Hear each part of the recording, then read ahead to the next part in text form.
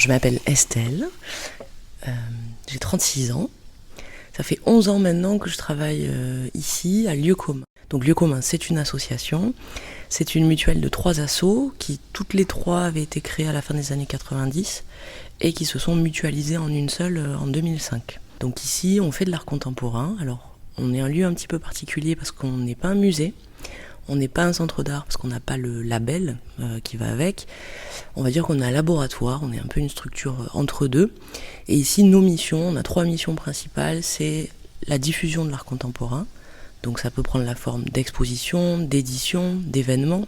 La production de l'art contemporain, ça veut dire qu'on donne des moyens aux artistes pour produire leurs œuvres, donc des espaces, des conseils, des outils, et la sensibilisation à l'art contemporain qui est mon métier, puisque je suis ici à Lieu Commun responsable des publics. Il faut savoir que la médiation culturelle, c'est un métier qui existe uniquement depuis les années 80, 90, c'est très récent. Et au final, on se rend compte qu'en France, il y a, en fonction des lieux, en fonction des personnes, il n'y a jamais le même titre, jamais le même nom de poste.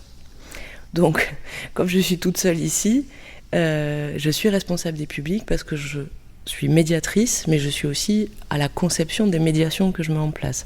Si on était dans une plus grande structure, plus institutionnelle par exemple, il y aurait une forme hiérarchique entre une responsable ou un responsable des publics, et ensuite, en dessous, même si le terme n'est pas joli, mais en tout cas, en dessous, il y aurait des médiateurs culturels qui, eux, sont face publique. Ce métier, il est important pour moi parce que je le mets dans la case des métiers de la transmission qui dépassent l'art, au même titre que je mettrais un enseignant, par exemple. Et je pense que c'est des métiers qui sont indispensables, encore plus aujourd'hui, où on est dans une société d'image. Et où nous, ici, on fait de l'art contemporain, donc des arts visuels, donc on traite, on montre, on parle d'images. Et quand on voit notamment des jeunes générations qui sont nées avec un téléphone dans la prolongation de leurs mains, qui consomment ou qui subissent en permanence des images, je pense que c'est encore plus important que jamais que de leur montrer des images et qu'on en parle. J'ai un parcours un peu atypique, parce que finalement, dans mon métier, dans la médiation, il y a beaucoup de gens qui ont fait des études d'art, donc profil plutôt école des beaux-arts, et d'autres personnes qui ont plus un profil universitaire, histoire de l'art. Aujourd'hui, alors à l'époque c'était pas le cas, mais aujourd'hui comme c'est un métier, on va dire qui est un des plus, dans le secteur artistique, qui est un des plus présents, puisque plus accessible, plus de besoins, on a plus besoin de médiateurs que de directeurs artistiques par exemple. Directeur artistique, il en faudrait 1 par structure, ça suffit. Médiateur, si la structure est grosse, il en faut 2, il en faut 3, ça dépend. Donc aujourd'hui, avec ces besoins-là, il y a des formations qui commencent à exister en France et qui sont spécialisées dans la médiation culturelle. Mais moi, je viens pas du tout de là. J'ai fait une fac d'espagnol. J'ai vécu 3 ans en Espagne. Et après ces 2 années passées en Espagne, je suis revenue en France et j'ai fait un master professionnel qui était nouveau à l'époque à Bordeaux, qui s'appelait, je crois, Master d'ingénierie de projets culturels. Donc en réalité, il n'y avait pas du tout de cours sur la médiation. Enfin, c'est pas un métier que j'ai appris à l'école. Voilà. De toute façon, il ne s'apprend pas à l'école, d'après moi. Voilà. Et en fait, ici, c'est mon premier emploi.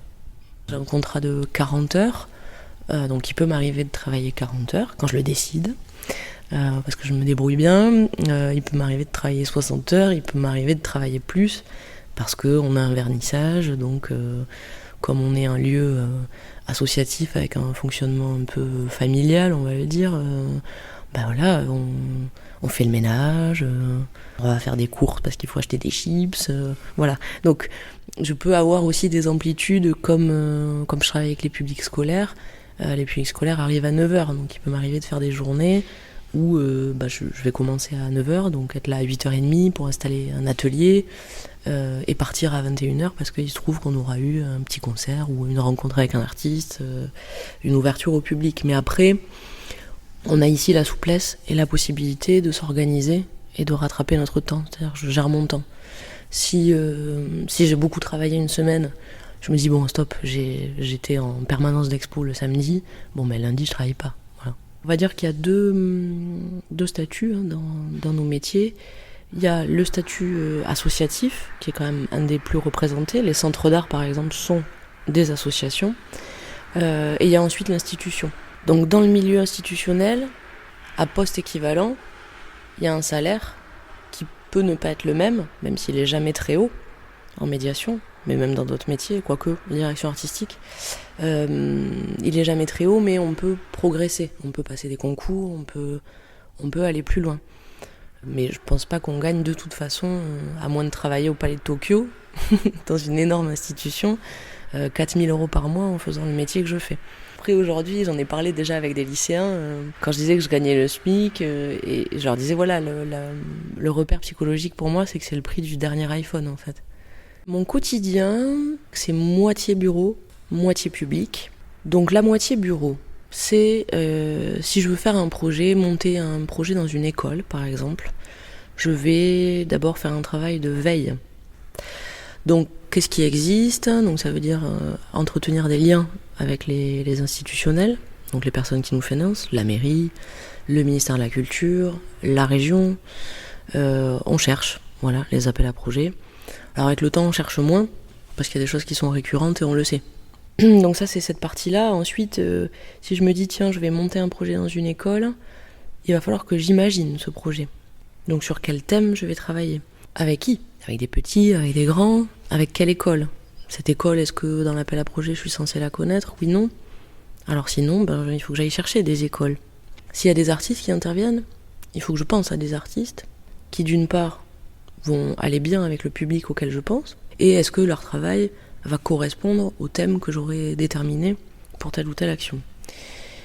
Une fois que j'ai fait ça, il faut remplir cet appel à projet, faire des budgets, donc ça veut dire établir un calendrier d'action, être connaisseur du contexte dans lequel on va monter ce projet, c'est-à-dire que si je fais quelque chose dans une école, je sais que ce projet va passer par une commission, donc je connais les programmes scolaires.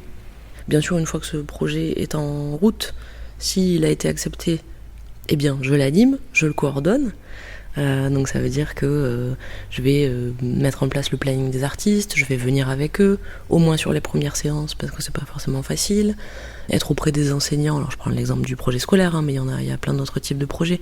Être auprès des enseignants pour les préparer à l'arrivée des artistes, pour discuter avec eux, voilà ce qui a été prévu dans le projet, mais est-ce que vous voulez vraiment qu'on fasse ça ? Ah ben non, parce que nous, notre salle, elle permet pas ci, pas ça.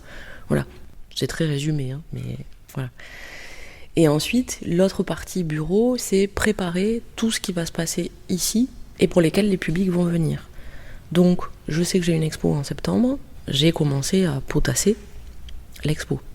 Je me renseigne sur les artistes, sur leurs œuvres, je lis des livres, je regarde des vidéos, je lis les biographies, je cherche des images, je mets en place toute une documentation. Et pour moi, mais qui aussi pourra servir au public éventuellement si je considère que c'est pertinent. Quand les artistes seront là, je discuterai avec les artistes. Et quand on sera un petit peu plus près de l'expo, je vais aller envoyer l'information à des personnes que j'ai envie de faire venir.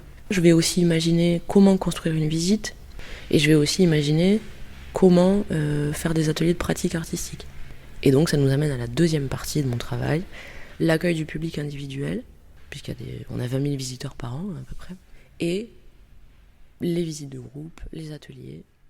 J'aime pas comprendre. J'aime pas qu'on se comprenne pas. Je pense que c'est ce qui m'a amené aussi à faire des études d'espagnol, à aller ailleurs. Parce que finalement, parfois, on n'a pas le même langage. On peut ne pas être d'accord, mais on est ensemble. Enfin. Et je pense que c'est ça qui me plaît aussi dans la médiation. C'est une forme de recherche de compréhension. On va venir voir une œuvre, on va la rejeter, on va pas la comprendre, elle va rien nous faire peut-être. C'est permettre à la personne, quand je l'accueille ici, non pas qu'elle soit d'accord avec moi, non pas si elle aime pas cette œuvre qu'elle se mette à l'aimer, mais de lui donner les clés, toutes les clés, pas celles qu'elle avait en rentrant, pour se faire son propre avis. Je pense que la qualité première, c'est la bienveillance. On accueille des publics qui prennent un risque. Venir voir une expo, c'est prendre un risque. On va se confronter à la vision du monde que propose un artiste, qui ne sera pas forcément la sienne, qui pourra peut-être être une violence pour nous, dans notre histoire, dans nos schémas. Et la deuxième, c'est le plaisir.